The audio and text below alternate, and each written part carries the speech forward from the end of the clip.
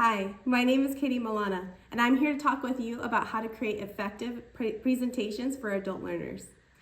Andragogy references to the methods and principles of adult learners in adult education.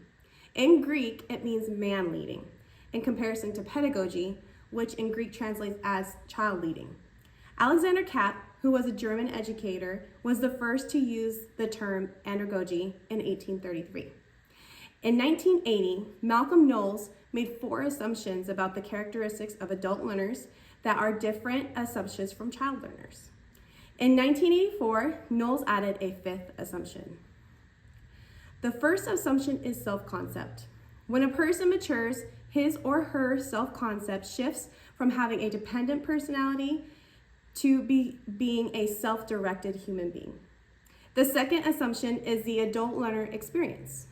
When a person matures, he or she accumulates more experience that becomes an increasing resource for learning. The third assumption is readiness to learn. When a person matures, their readiness to learn becomes more aligned to developmental tasks of his/her social roles. The fourth assumption is orientation to learning. When a person matures, his or her time perspective switches from one of postponed application to knowledge to immediacy of application. His or her orientation towards learning changes from subject-centeredness to problem-centeredness. And the fifth assumption is motivation to learn. As a person matures, they gain internal motivation to learn. When creating and delivering professional development, it is crucial we understand the andragogical principles. To create an effective professional development that will lead to self-efficacy and long-lasting change for the adult learners in their personal practice, we must understand what motivates them and how they learn so that we can use strategies and activities to effectively deliver the material that the adult learners need to learn to meet their goals. So here are some examples of the best practices for creating and delivering effective presentations to adult learners. The material that is being taught must focus on solving specific problems. It must be relevant to the adult learners' lives. Also, keep the information to the essentials. Adding information that is not relevant or having too many slides in your presentation can lose your audience's attention. Another example of best practices is giving the adult learners the opportunity to draw information from their past experiences. Give them opportunities to share either in groups or in partnerships on their past experiences.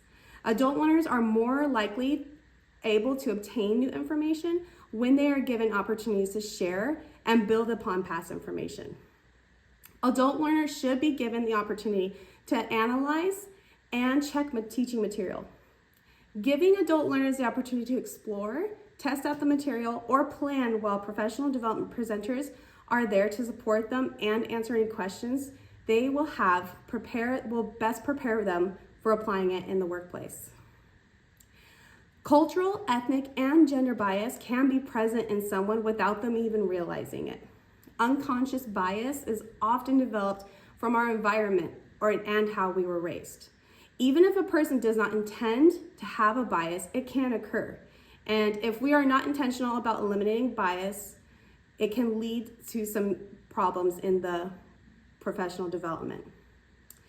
Sometimes we can make a quick judgment based on many qualities of a person, such as gender, religion, their physical appearance, and more. If a presenter is not intentional about eliminating bias, it can lead to outgroups, being treated less favorably, and face discrimination. It can also lead to an unequitable environment, which leads to discomfort of the adult learners.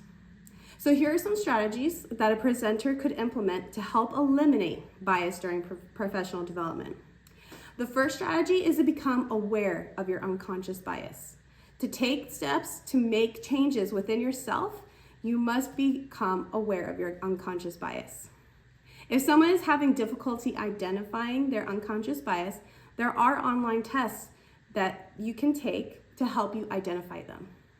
Next, be intentional and consider your words, actions, and decisions.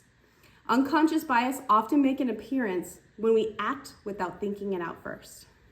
Another strategy to make sure everyone gets the opportunity to have their voice heard. Whether they have a question during the presentation or the presenter is asking for responses, it's important to make sure everyone gets the opportunity and we aren't just selecting certain learners.